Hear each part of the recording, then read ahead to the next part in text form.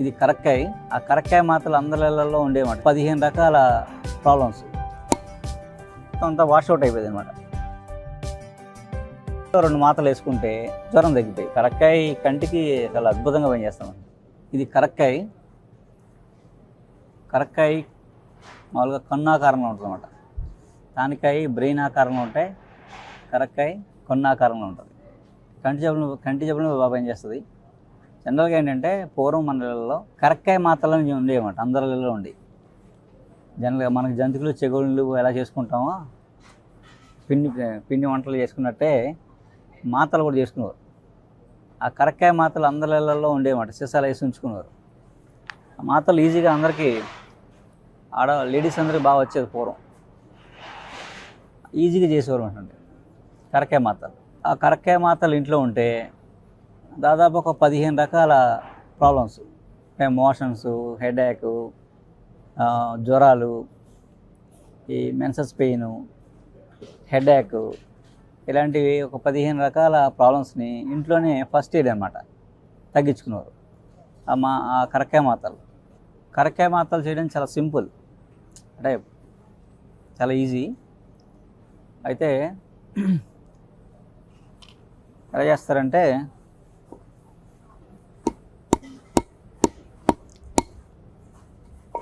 కరక్కాయలు మాత్రం పాత కాయలు అయ్యి ఉండాలి. ఈ సంవత్సరం కాయలు కాదు, 2 ఏళ్ళు 3 ఏళ్ళు పాత పడితే కరక్కాయ బాగా పనిచేస్తామన్నమాట. కొత్త కరక్కాయ వాడకూడదు. పాత కరక్కాయ అంటే ఈ సంవత్సరం కరక్కాయ వాడకూడదు. 2 ఏళ్ళు పాతది అయి ఉండాలి. కరక్కాయ పుచ్చిపోకూడదు. ఇలాగ కొట్టి ఇది గింజ తీస్తాం కదా, ఈ పెచ్చులు ఇవన్నీ ఏం చేస్తారంటే ఇలాగ ఒక 50 గ్రాములు పెచ్చులు, ఇలాంటివి ఒక 50 గ్రాములు వైట్ క్లాత్లో మూట కట్టి అన్నం వండేటప్పుడు, అంటే అసలు మనకి పూర్వం అన్నం వండడం అంటే ఏం చేసేవారు, అందరం అన్నం వార్చుకునేవాళ్ళం.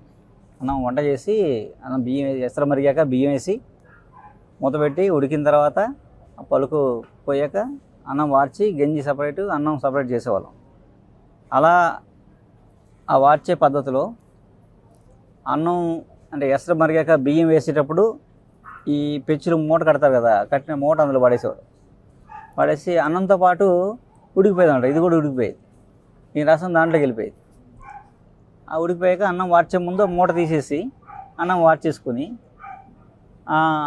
ఆ రోజుకి ఆ గంజి తాగడం వల్ల ఏంటంటే అందరికీ విరోచనకరం అయిపోయి,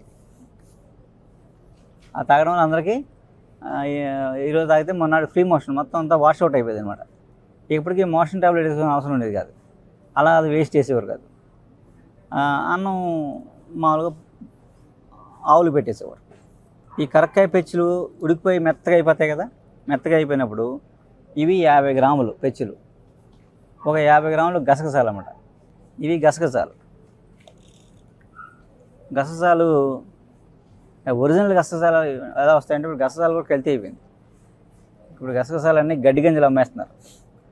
ఒరిజినల్ గసగసాలు అంటే ఏంటంటున్నారు, నల్లమందు కాయ ఉంటుంది, ఫ్లవర్ అయ్యి కాయ కాస్తుంది. ఆ కాయ పైన ఇలా గీట పెడితే పాలు వస్తాయి.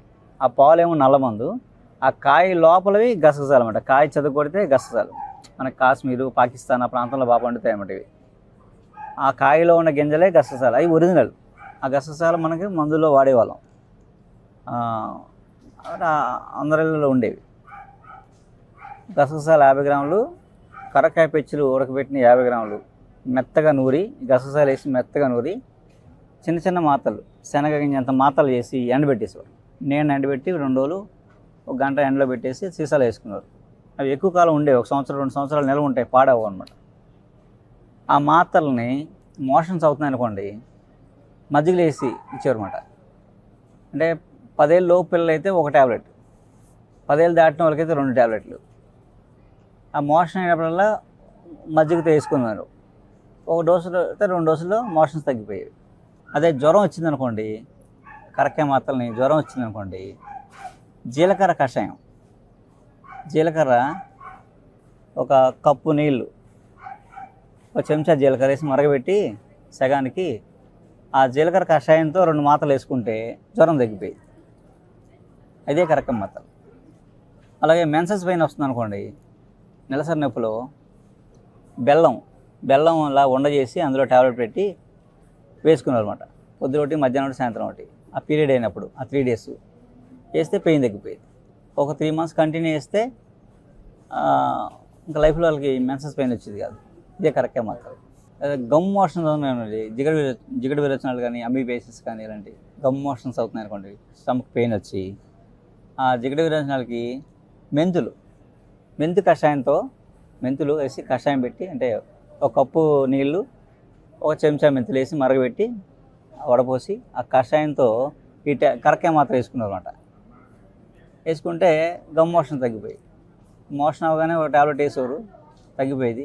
మళ్ళీ మోషన్ అయితే ఇంకో డోస్, అంతే. 1-2 మోషన్స్ కల్లా మాత్రలతోటి ఆ మోషన్స్ తగ్గిపోయి. జలుబు, దగ్గు, కఫం వస్తుంది అనుకోండి, మిరియాల కషాయం, మిరియాలు ఒక కప్పు నీళ్ళకి పావు చెంచా మిరియాల పొడి వేసి బాగా మరగబెట్టి కషాయంతో 2 టాబ్లెట్ వేసుకున్నారు అనమాట.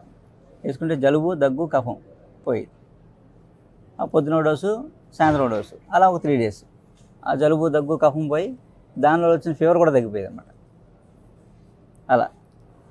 అలా ఆ కరక్కాయ మాత్రలతో అనుపానం మార్చుకుంటూ దాదాపు ఒక 15 రకాల ప్రాబ్లమ్స్ తగ్గించుకున్నాను.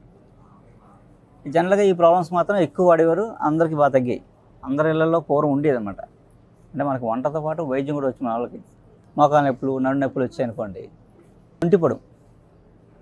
శొంఠి కషాయం కప్పు నీళ్ళల్లో కొద్దిగా పావు చెంచా వేడి నీళ్ళల్లో శొంఠి వేసి ఆ నీళ్ళతో 2 టాబ్లెట్ వేసుకునేవాడు.